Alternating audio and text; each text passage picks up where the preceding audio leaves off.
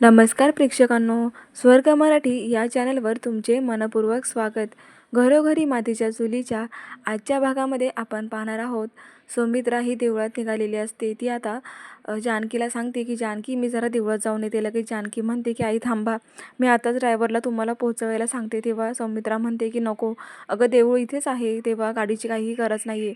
आणि ऐक ना, त्या वॉर्ड बॉयला आपण काढून टाकूया, मी त्याला सांगते येऊ नको, सारखा रील बघत असतो. तेव्हा आता जानकी म्हणते की हो आई, त्याला राहू द्या थोडे दिवस, मी बघते ना त्याच्याकडून कसं काम करून घ्यायचं ते. आता सौमित्रा बाहेर जात असताना सारंग धावतच सौमित्राकडे येतो आणि म्हणतो की आई, काही कामात आहेस का, कुठे चालली आहेस का तू, मला तुझ्याशी बोलायचं आहे. तेव्हा तर सौमित्रा आई म्हणतात की अरे मी देवळात चालली होती, बोल ना काय झालं. तेव्हा आई, तुझा काहीतरी गैरसमज झाला आहे, ऐश्वर्याबद्दल मी बोलायला आलो आहे.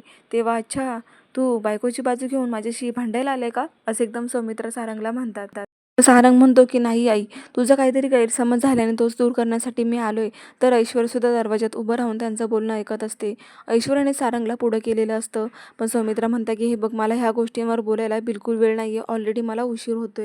तेव्हा सौमित्रा जायला लागते तर सारंग हा जोरातच ओरडतो की आई, तुला माझं ऐकावंच लागेल, तू किती मोठा गैरसमज करून घेतलेला आहे तो मला निस्तरावाच लागेल.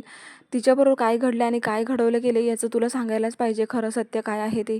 तेव्हा सौमित्रा खूप रागाने सारंगकडे पाहत असतात आणि तो म्हणतो की आजपर्यंत आई मी तुला कधी मोठा आवाज करून बोललो नाही, पण आज तू जे मनामध्ये गैरसमज ठेवलेला आहे ऐश्वर्याबद्दल, तो मी दूर करणारच आहे. कारण ऐश्वर्या तुला समजवण्यासाठी तुझ्या रूममध्ये आली होती, पण तू काय केलं, तिला धक्के मारून बाहेर हकललंस.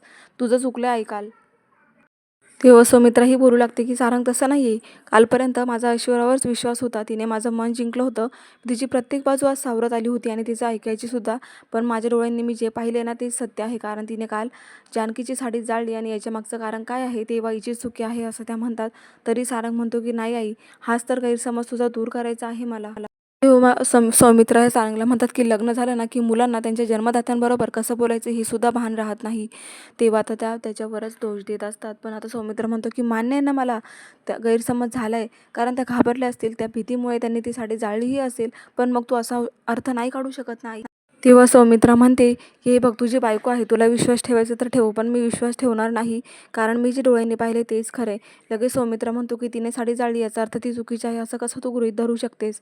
अगं, जानकीने मुद्दामून ती साडी ऐश्वर्याच्या कपाटात ठेवली होती आणि ऐश्वर्याला भीतीमुळे, ती घाबरल्यामुळे तिला कळत नव्हतं काय करायचं, आणि म्हणून तिने साडी जाळली. तेव्हा सौमित्र म्हणताय अच्छा असं आहे का, तू जर आता बायकोच्याच नजरेत पाहायचं ठरवलं तर तुला बाकीचे सर्व चुकीचेच दिसणार आहेत. तेव्हा तरी सौमित्र म्हणतो की हे बघ आई, तुला माझी शपथ आहे, तू नाही जाऊ शकत, तुला ऐकावंच लागेल आज, आणि तुला ऐश्वर्याबद्दलचा गैरसमज दूर करावाच लागेल. तेव्हा आता तू तिच्याशीच बोल, असं म्हणून आता सारंग ऐश्वर्याला आवाज देऊन बोलवतो. पण इकडे आता सौमित्रा म्हणतात की अच्छा, म्हणजे दोघांनी मिळून प्लॅन केलाय, तर तुम्ही दोघं जण मिळून माझ्याशी बोलायला आलात का. मग आता ऐश्वर्या सौमित्राला म्हणत असते की प्लीज आई, तुमचा काहीतरी गैरसमज झाला आहे. लगेच सौमित्रा म्हणते हे बघ, आता मला तू त्याच त्याच गोष्टी ऐकवू नको, सारंगचं ते बोलून झालं आहे आणि माझा तुझ्यावर बिलकुल विश्वास नाही आहे, पुढे बोल, आणि तुला जे काही बोलायचं ते मुद्द्याचं बोल, माझ्याकडे इतका वेळ नाही आहे, आणि असंही माझ्या नजरेतून तू पूर्णपणे उतरली, तेव्हा मला तुझं काही ऐकायचं नाही आहे. मग ऐश्वर्या म्हणते ठीक आहे ना, मी मुद्द्याचंच बोलते, मला एक सांगा, मला भावांचं वाईट करून काय मिळणार आहे, मी असं का चुकीचं करेल. नानांच्या बाबतीत माझा बिलकुल असा विचार नाही आहे, उलट ह्या घरांनी मी आहे तशी मला ॲक्सेप्ट केलं आहे, मला प्रेमच दिले, आणि मी त्याच घराची राखरांगोळी करायचा विचार का करेल.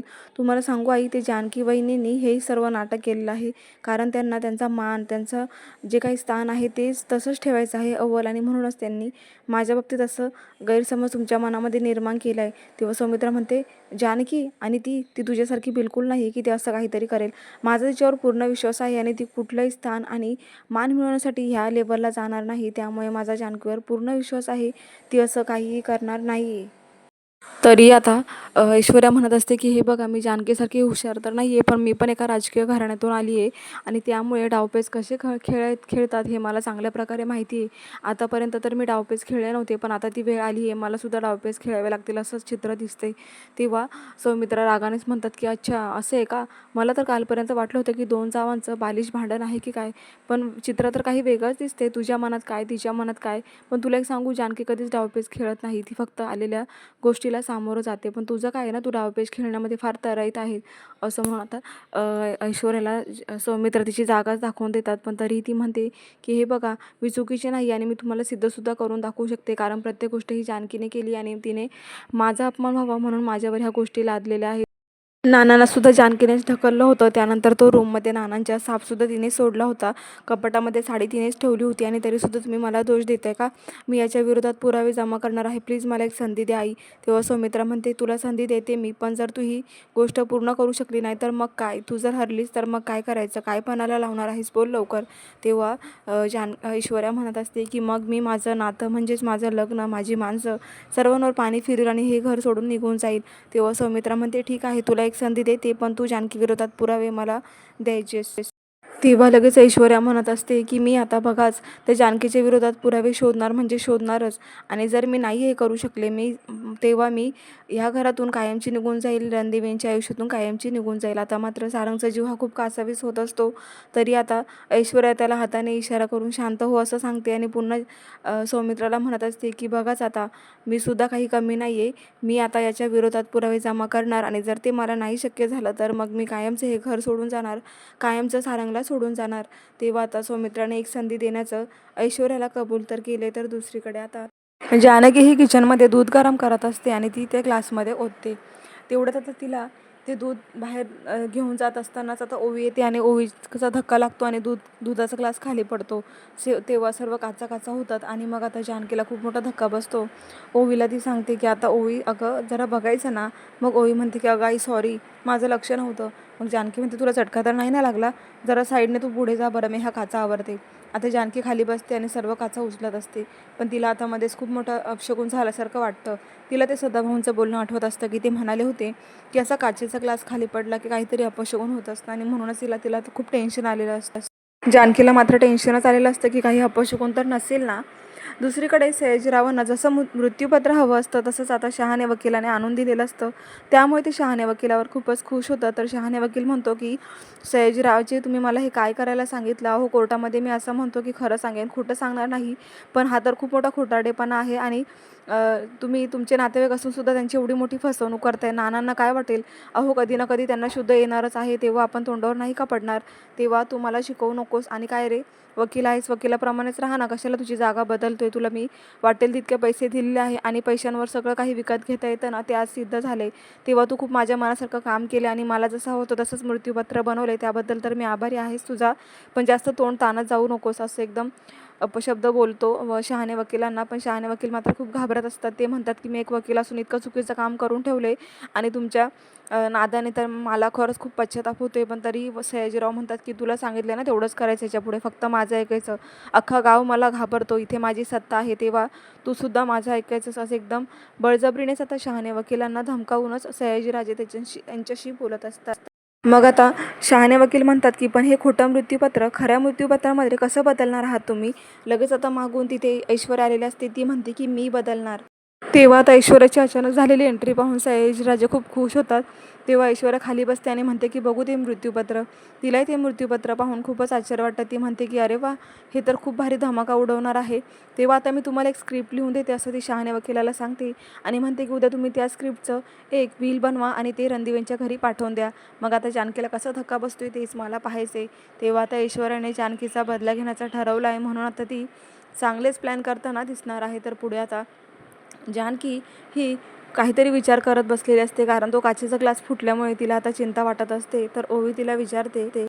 तेव्हाच आता ऋषिकेशचा फोन आलेला असतो आणि ओवी फोनवर सांगत असते की बाबा, आज काय झालं, माझ्या हातातून दुधाचा ग्लास खाली पडला आणि सर्व दूध खाली सांडलं. मग आता ऋषिकेश हा स्पीकरवर फोन असल्यामुळे जानकीला विचारत असतो की मग भाजलं का? ओवी, अगं तुझी मम्मा कुठे आहे? जानकी, हिला भाजलं का गं ओवीला? मात्र जानकीचं लक्षच नसतं आणि त्यानंतर ओवी आता जानकीच्या हातामध्ये फोन देते. तर इकडे ऋषिकेश म्हणतो, अगं कुठे हरवलीस? मी कधीपासून विचारतोय, जानकीला चटका बसला का? तेव्हा जानकी म्हणते की नाही, ओवीला काही चटका वगैरे बसलेला नाही आहे, असं ती सांगत असते. पण तिच्या आवाजावरून आता ऋषिकेश म्हणतो की काय झालं आहे? तेव्हा अहो काचेचा ग्लास फुटला ना की काहीतरी अपशगुन होतं असं मी ऐकले आणि जेव्हा मी आश्रमामध्ये होती ना तेव्हा असंच काचेचा ग्लास माझ्या हातातून पडला होता आणि तेव्हा ना मोठा शॉर्ट सर्किट झाला होता, म्हणून मला भीती वाटते काही प्रॉब्लेम तर नसेल ना. तेव्हा ऋषिकेश म्हणतो, जानकी एवढीच गोष्ट आहे ना, इतकं टेन्शन घेण्यासारखं काय आहे? काही लक्ष देऊ नको, ह्या गोष्टी खोट्या असतात, असं म्हणून आता धीर देत असतो. तर आता ओवी दुधाचा ग्लास ठेवायला जाते. तर तिला ऋषिकेश म्हणतो की तू जरा हळूच ठेव, नाही तर मला येताना काचेच्या ग्लासचा पूर्ण सेटच आणावा लागेल. आणि फोन स्पीकर असल्यामुळे तो सगळं काही बघत असतो यांचं काय चाललं आहे ते. त्यानंतर आता ऋषिकेश म्हणतो की आता मी आज उशिरा घरी येणार आहे, तेव्हा तू माझ्यासाठी वांग्याची भाजी बनवून ठेव. मग जानकी म्हणते ठीक आहे, मी भाकरी आणि वांग्याचं भरीत बनवून ठेवते, तुम्ही या लवकर. असं म्हणून आता फोन ठेवते. तर इकडे ऋषिकेशला यायला उशीर होणार असतो आणि त्यामुळेच आता जानकीला झोप लागलेली असते. तितक्यातच जानकीला जाग येते. तर नानांना शुद्ध आलेले आहे. नाना उभे असतात. हे पाहून तर जानकीला खूप आनंद होतो. तेव्हा आता आबांना असं पाहून जानकी खूप खुश होते. पण नंतर आता ती आबा तिला म्हणत असतात की जानकी प्लीज मला वाचव, कोणीतरी माझ्या जीवावर उठवलं आहे, तेव्हा तूच मला मदत कर. आणि ते खूप रडत असतात. तेव्हा जानकीला सुद्धा नानांना पाहून खूप रडायला येत असतं. आणि मग आता जानकी ही नानांना आवाज देत असतानाच तिला अचानक जाग येते आणि ती खूप घाबरून जागी होते, कारण ते स्वप्न असतं. नाना तिच्या समोरून असतात. तर ऋषिकेश तिथे आलेला असतो. आता ऋषिकेश जानकीची अशी अवस्था पाहून तोही घाबरतो आणि म्हणतो की अगं जानकी, तुला काय झालं, की घाबरलेली का आहेस तू, ओवी झोपली आहे, जरा हळू. तेव्हा जानकी रडायलाच लागते आणि म्हणते की ऋषिकेश, मला खूप भयानक स्वप्न पडलं. एकतर सकाळी तो दुधाचा ग्लास माझ्या हातातून पडला आणि आता हे स्वप्न, काय चाललंय, काय अपशकुन आहे. ऋषिकेश, मला खूप भीती वाटते, काय करू, माझं असं जीव खूप कासावीस होतोय. तेव्हा ऋषिकेश म्हणतो काळजी करू नको, तू ना जरा शांत झोप. तेव्हा मला झोप नाही येणार ऋषिकेश, मला खूप टेन्शन आले.